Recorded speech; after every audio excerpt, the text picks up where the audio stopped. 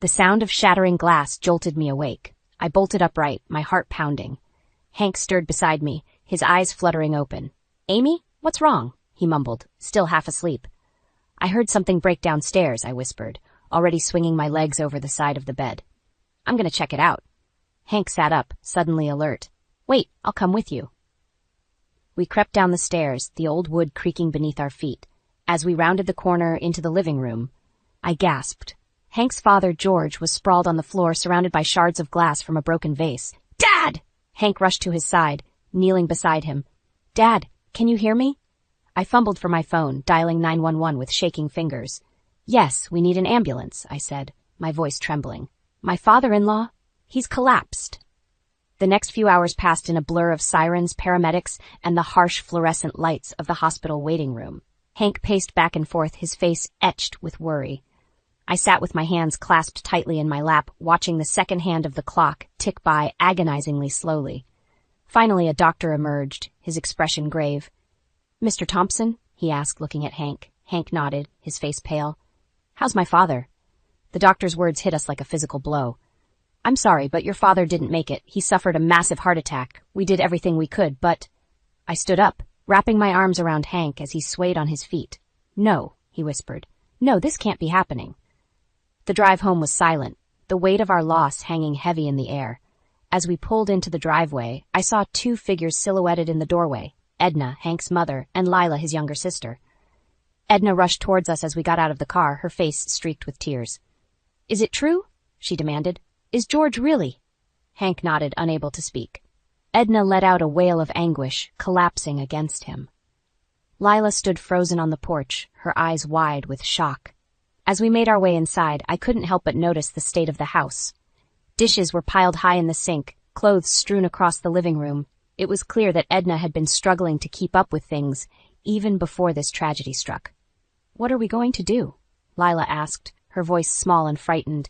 "Dad handled all the finances. We don't even know where to start." I exchanged a glance with Hank, seeing the same realization dawn in his eyes. His family needed help, and we were the only ones who could provide it. "We'll figure it out," I said, trying to sound more confident than I felt. Maybe we should think about moving in for a while, just until things settle down." Hank squeezed my hand gratefully. "Are you sure, Amy?" "That's a big ask." I nodded, pushing down the flicker of unease in my stomach. "Of course. We're family. We'll get through this together." Edna looked up, her eyes red-rimmed but calculating. "Yes," she said slowly. "Yes, that would be for the best. You two can take the guest room upstairs." As we climbed the stairs to start packing some of our things, I couldn't shake the feeling that I'd just stepped onto a path I couldn't easily leave. But looking at Hank's grief-stricken face, I knew I'd made the right choice. Whatever challenges lay ahead, we'd face them as a team. Little did I know, as I folded our clothes into suitcases, that this decision would test the very foundations of our marriage and change our lives forever. The first rays of sunlight crept through the dusty curtains, rousing me from a fitful sleep. I stretched, my back aching from the unfamiliar mattress. 2 weeks had passed since we'd moved in with Hank's family, and I still felt like a stranger in this house. I padded downstairs, hoping to grab a quick cup of coffee before everyone else woke up. To my surprise, Edna was already in the kitchen, her silver hair perfectly coiffed despite the early hour. "Good morning, Amy," she said, her tone clipped. "I'm glad you're up. There's a list of chores on the fridge that need doing today." I blinked, caught off guard. "Oh, sure, I can help out, but I was planning to start looking for a job today. We can't rely on our savings forever." Edna's eyes narrowed. "A job? Don't be ridiculous. There's more than enough work to be done here. Lila and I can't manage everything on our own." Before I could respond, Hank stumbled into the kitchen, bleary-eyed and yawning. "Morning, ladies," he mumbled, kissing my cheek. Edna's demeanor instantly changed. "Oh, Hank, darling, did you sleep well? Sit down. I'll make you some breakfast." I watched, dumbfounded, as she bustled around the kitchen, fawning over her son. The list of chores was forgotten as she piled Hank's plate high with pancakes and bacon. "Mom, you don't have to do all this," Hank protested weakly. "Nonsense," Edna cooed. "You're working so hard to sort out your father's affairs. It's the least I can do." I cleared my throat. "I can make breakfast tomorrow, Edna. Give you a break." She waved her hand dismissively. "Oh, I'm sure you have your hands full with other things, dear. Now why don't you get started on that list?" Swallowing my frustration, I grabbed the list from the fridge. It was long, impossibly long for one person to complete in a day. I glanced at Hank, hoping he'd say something, but he was engrossed in his breakfast, oblivious to the tension in the room. As I started on the first task, scrubbing the bathroom tiles, Lila sauntered in, still in her pajamas. "Oh, good, you're cleaning," she said, perching on the edge of the bathtub. "Make sure you get behind the toilet. It's been ages since anyone did a proper job in here." I gritted my teeth. "Lila, why don't you help? It would go faster with two of us." She laughed as if I'd told a particularly funny joke. "Oh, Amy, I have to get ready for my job interview, remember? Not all of us can afford to be homemakers." The words stung more than I cared to admit. I watched her flounce out of the bathroom, my hands clenched around the scrub brush. The day dragged on, a blur of cleaning, cooking, and biting my tongue. By the time evening rolled around, I was exhausted and on edge. Hank found me in the laundry room, folding what felt like the 100th load of the day. "Hey, you okay?" he asked. Concern etched on his face. "You've been quiet all day." I forced a smile. "Just tired. It's been a long day." He wrapped his arms around me, and for a moment, I let myself relax into his embrace.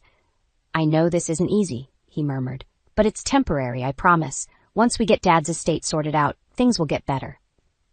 I nodded, not trusting myself to speak. How could I tell him that his mother and sister were treating me like a servant? That I felt trapped and suffocated in this house? Just then, Edna's voice rang out from the kitchen. "Amy, where are you? Dinner won't make itself, you know." Hank chuckled. "You'd better go. You know how Mom gets when she's hungry." As I watched him walk away, whistling cheerfully, a realization hit me like a punch to the gut. This wasn't temporary. This was my new reality. And if I didn't find a way to stand up for myself soon, I'd disappear completely under the weight of Edna and Lila's demands. With a deep breath, I squared my shoulders and headed to the kitchen. Something had to change, and soon. I just hoped I had the strength to make it happen. The acrid smell of burnt toast jolted me awake. I rushed downstairs, my heart pounding, only to find Edna standing in the smoke-filled kitchen, a scowl etched on her face. "Amy," she snapped. "Where have you been? Look at this mess." I bit back a retort. It was barely 7 a.m. and I'd been up until midnight doing laundry. "I'm sorry, Edna. I'll clean it up right away." As I scraped the charred remains into the trash, Edna hovered behind me. You know, when Hank was growing up, I always had a hot breakfast ready for him, every single morning. The implication was clear. I wasn't measuring up to her standards. "I'll do better tomorrow," I promised, though the words tasted bitter on my tongue. Just then, Hank stumbled into the kitchen, yawning. "Morning, everyone. What's for breakfast?" Edna's demeanor changed instantly. "Oh, darling, Amy burnt the toast. Why don't I whip you up some eggs?" I watched, seething silently, as Edna fussed over Hank.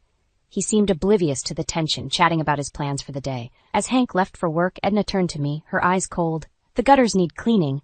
Lila's too busy with her job search, so you'll have to do it." I stared at her in disbelief.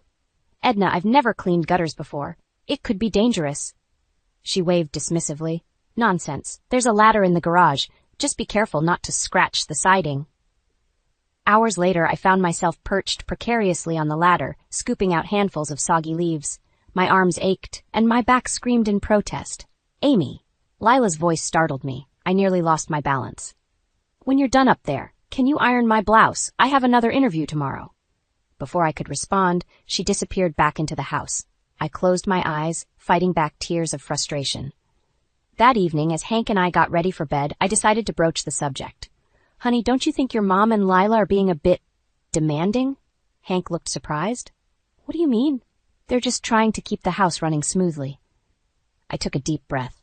"It feels like I'm doing everything, Hank. Your mom criticizes me constantly, and Lila treats me like her personal maid." He frowned. "Come on, Amy. They're grieving. We need to cut them some slack." "But what about me?" I protested. "I'm trying my best, but nothing I do is ever good enough." Hank sighed, rubbing his temples. "Look, I know it's not easy, but they're my family. Can't you just try to get along? For me?"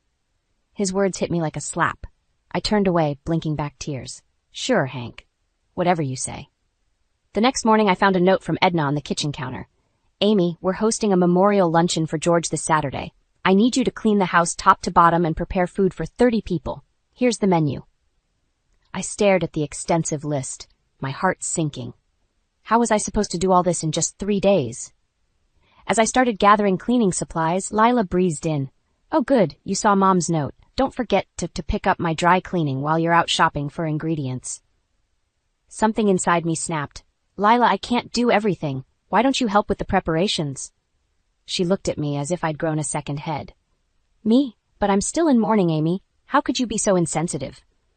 I watched her flounce out of the room, my hands shaking with suppressed rage. This was getting out of control. That night, I lay awake long after Hank had fallen asleep. I knew I should tell him how bad things had gotten, but the thought of forcing him to choose between me and his family was unbearable. As I stared at the ceiling, a chilling realization washed over me.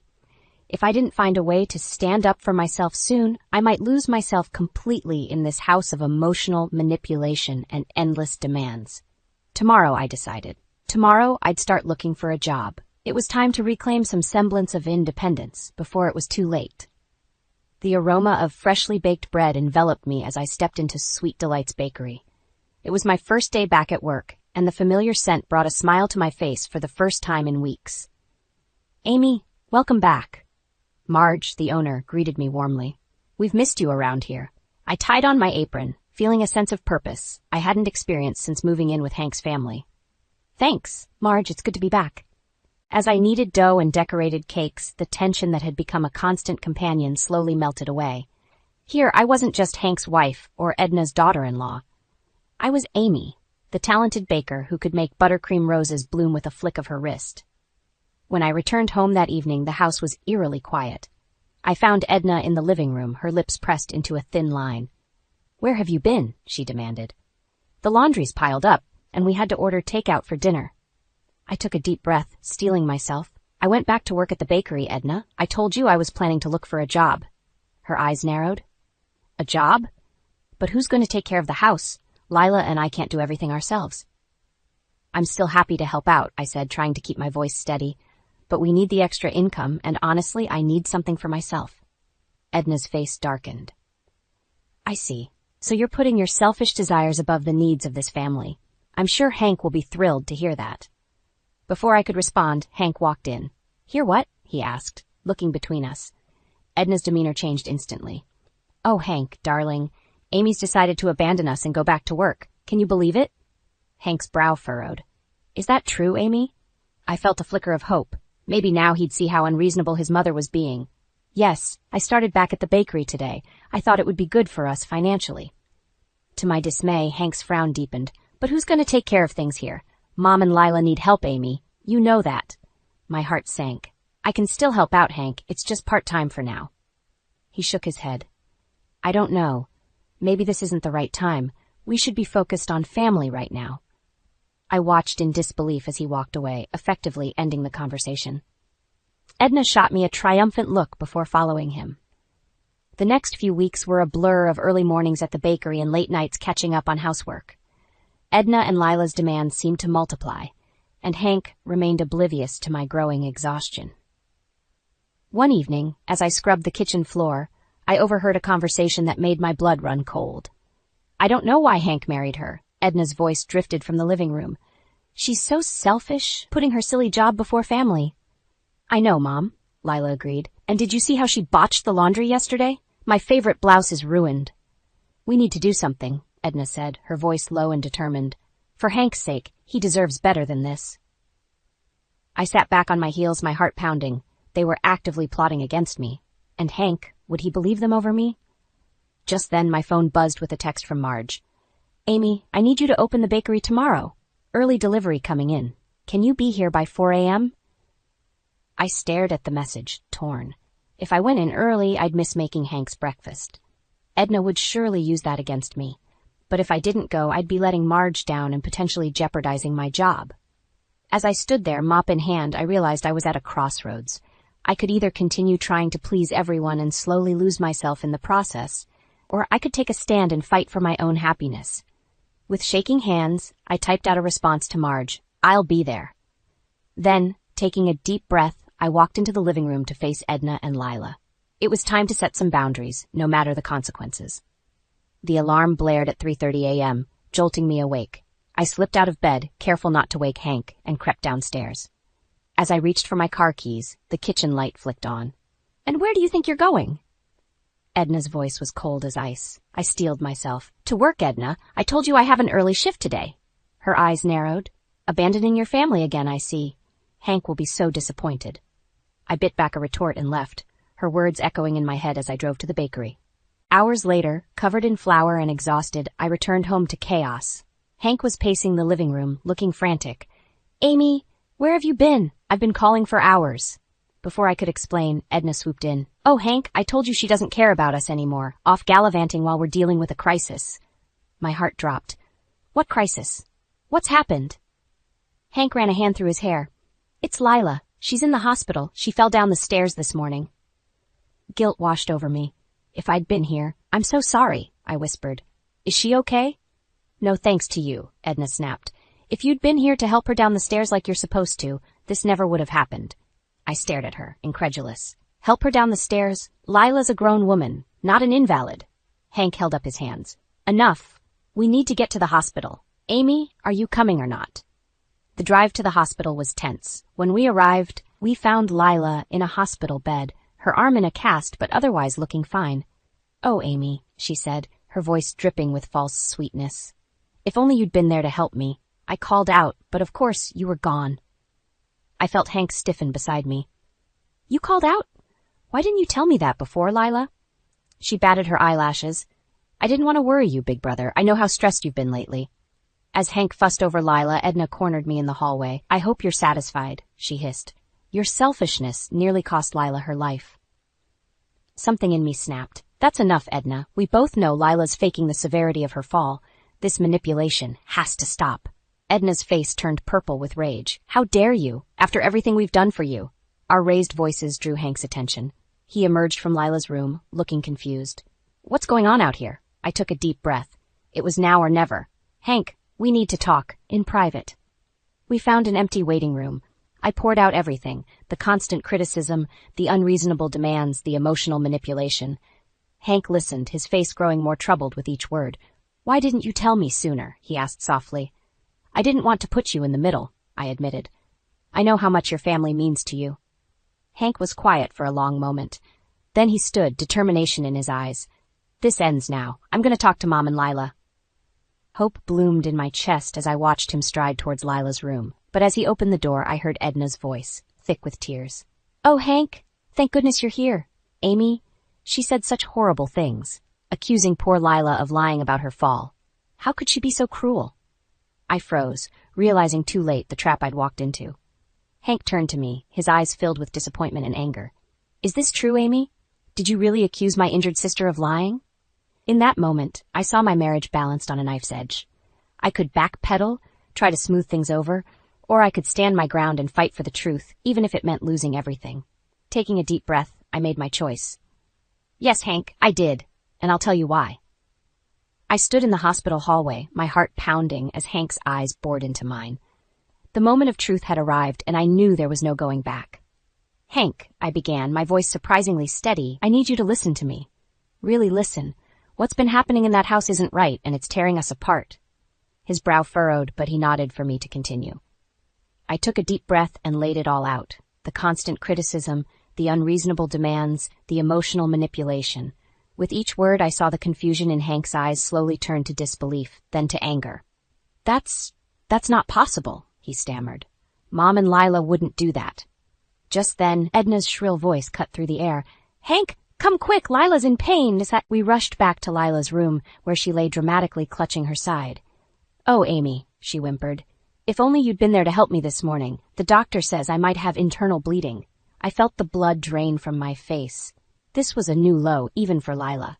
That's not true, I said firmly. I was just talking to the doctor. He said you had a minor sprain. Hank's head whipped between us, his face a mask of confusion and hurt. Edna seized the moment, her voice dripping with venom. Are you calling my daughter a liar, Amy? How dare you? The room seemed to close in around me. I could see Hank's resolve wavering, torn between his loyalty to his family and his trust in me. In that moment, I knew I had to make a choice, stay and fight a losing battle or walk away to save my own sanity. I can't do this anymore, I whispered, more to myself than anyone else. Then, louder, I'm leaving. The room fell silent. Hank reached for me, his eyes wide with panic. Amy, wait. But I was already moving, my feet carrying me out of the room, down the hallway, out of the hospital. The cool night air hit my face as I burst through the doors, gulping in deep breaths. I drove home in a daze, my mind racing. What had I done? Where would I go? As I pulled into the driveway, I saw the lights on in the house. Edna must have called ahead. Steeling myself, I walked inside.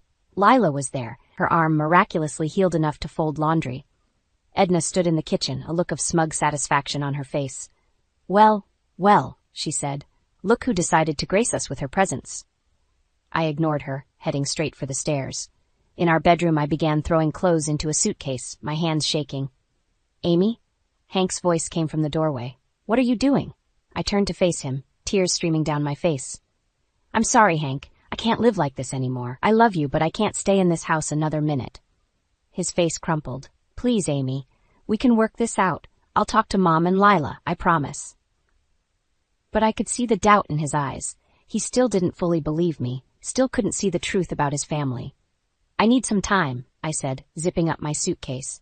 I'll be at my sister's. When you're ready to really hear me, to see what's been happening, you know where to find me.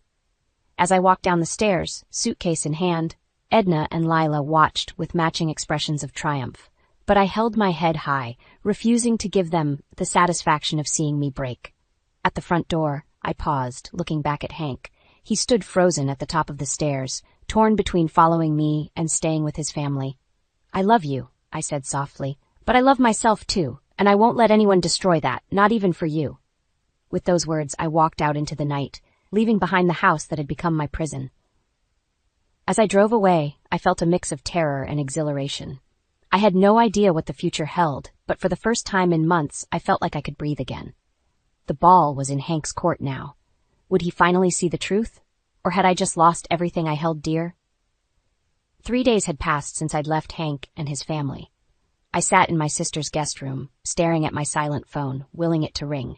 The waiting was excruciating, but I knew I had to stand my ground. A knock at the door startled me. My sister Sarah poked her head in. Amy, there's someone here to see you. My heart leaped. Could it be Hank? I rushed downstairs, hope blooming in my chest, but as I reached the living room, that hope withered and died. Edna stood there, her face a mask of concern. Oh, Amy, she cooed. We've been so worried about you. I felt my body go rigid. What are you doing here, Edna? She stepped closer, her voice low. I've come to bring you home, dear. Hank is beside himself with grief. He needs you. For a moment, I wavered. The thought of Hank in pain was almost unbearable. But then I saw the glint in Edna's eyes, the barely concealed triumph. No, I said firmly. I'm not going anywhere with you. Edna's facade cracked. Now listen here, you ungrateful little... Is there a problem? Sarah's voice cut through the tension. She stood in the doorway, arms crossed, glaring at Edna. Edna's smile returned, sickeningly sweet. Not at all. I was just leaving. She turned to me. Think about what you're throwing away, Amy. Hank won't wait forever. As the door closed behind her, I collapsed onto the couch, shaking. Sarah sat beside me, wrapping an arm around my shoulders. You did the right thing, she murmured. Stay strong. Hours later, as I lay in bed trying to sleep, my phone buzzed. A text from Hank. Can we talk, please? My fingers hovered over the keys. Part of me wanted to ignore it, to protect myself from more pain. But I knew we needed to have this conversation. Tomorrow, noon, the park by the lake. The next day, I arrived at the park early, my stomach in knots. I spotted Hank on a bench, looking as haggard as I felt. Amy, he breathed, standing as I approached. I'm so sorry for everything. I held up a hand, stopping him. Before you say anything else, I need you to listen. Really listen. For the next hour, I laid it all out. Every cruel comment, every unreasonable demand, every manipulation. I showed him texts and emails, recounted conversations. With each revelation, I saw the color drain from Hank's face. I had no idea, he whispered, his voice breaking. How could I have been so blind? Because they're your family, I said softly, and you love them. Hank reached for my hand, his eyes pleading. I love you, Amy. More than anything. Please come home. We'll face this together. I'll set boundaries, I promise. I wanted so badly to believe him, but doubt gnawed at me. And what happens the next time Lila needs something? Or your mother guilt trips you? Can you really stand up to them? His silence was deafening. I can't go back to that house, Hank, I said, my voice trembling. I won't survive it. Hank's face crumpled. Then I'll leave. We'll get our own place. Start fresh. I stared at him, hardly daring to hope. You'd do that? Leave your family? He nodded. determination replacing the anguish in his eyes. "You're my family, Amy. You're my home. I choose you." Tears spilled down my cheeks as Hank pulled me into his arms. For the first time in months, I felt safe, loved, understood. But as we clung to each other, a chill ran down my spine. I knew this was far from over. Edna and Lila wouldn't let us go without a fight. As if on cue, my phone buzzed, a text from an unknown number. "You'll regret this, Amy. No one takes my son away from me." I showed the message to Hank, watching his face harden with resolve. "We're in this together," he said firmly. "Whatever comes next, we face it as a team." I nodded, squaring my shoulders. The real battle was just beginning. But this time I wasn't fighting alone. My hands trembled as Hank and I stood on the doorstep of his childhood home. We'd come to collect our belongings and make a final stand against Edna and Lila's manipulation. The air felt thick with tension as Hank rang the doorbell. Edna answered, her face a mask of concern. "Oh, Hank, thank goodness you're home. We've been so worried."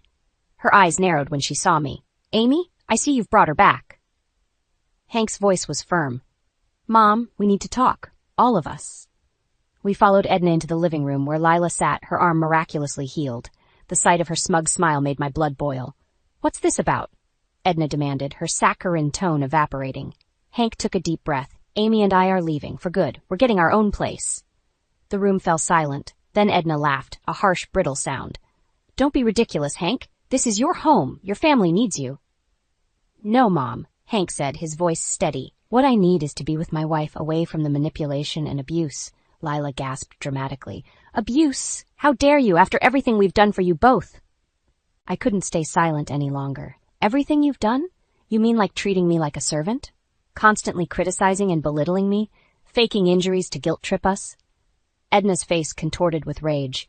"You ungrateful little witch! You've poisoned my son against us!" She lunged at me, but Hank stepped between us. "That's enough, Mom. I've seen the truth now. The way you've treated Amy, the way you've tried to control me. It stops today." Lila burst into tears. "How can you do this to us, Hank? We're your family." "Amy is my family now," Hank replied, his voice softening. "I love you both, but I won't let you destroy my marriage." Edna's demeanor changed instantly, her voice dripping with honey. "Darling, we only want what's best for you. Amy clearly doesn't understand our family dynamics. Give it time. She'll adjust." I felt a surge of pride as Hank shook his head. "No, Mom. There's nothing to adjust to. Amy and I are leaving. We've already found an apartment across town." The shock on Edna and Lila's faces was almost comical. As Hank and I moved to gather our things, they followed, alternating between pleas and threats. "You'll regret this, Hank," Edna hissed. "When she leaves you, don't come crawling back." Hank paused at the foot of the stairs, turning to face his mother and sister. "The only thing I regret is not seeing the truth sooner. Goodbye, Mom. Lila, I hope someday you'll understand." As we loaded the last of our boxes into the car, I felt a weight lift from my shoulders. Hank pulled me close, pressing a kiss to my forehead. "I'm so proud of you," I whispered. He smiled, a mix of sadness and relief in his eyes. "I'm proud of us. It won't be easy, but we're in this together." As we drove away, I watched the house shrink in the rearview mirror. The road ahead was uncertain, but for the first time in months, I felt hope blooming in my chest. We pulled up to our new apartment, a modest one-bedroom that already felt more like home than the house we'd left behind. As we carried our boxes inside, I caught Hank looking at me, his eyes shining with love and determination. "You know," he said, setting down a box, "in a way, we should thank my mom and Lila." I raised an eyebrow. "Oh, and why's that?" He pulled me into his arms. "Because they showed us how strong we are together. We faced the worst and came out stronger. Nothing can tear us apart now." Tears pricked my eyes as I hugged him fiercely. He was right. We'd weathered a storm that could have destroyed us, and instead it had forged our bond into something unbreakable. As we unpacked, filling our new home with laughter and love, I realized that this wasn't just an ending. It was a beginning. Hank and I had reclaimed our lives, our relationship, and our future. Whatever challenges lay ahead, we would face them together, stronger and wiser for the battle we'd won. And as the sun set on our first night in our new home, I knew that the best was yet to come.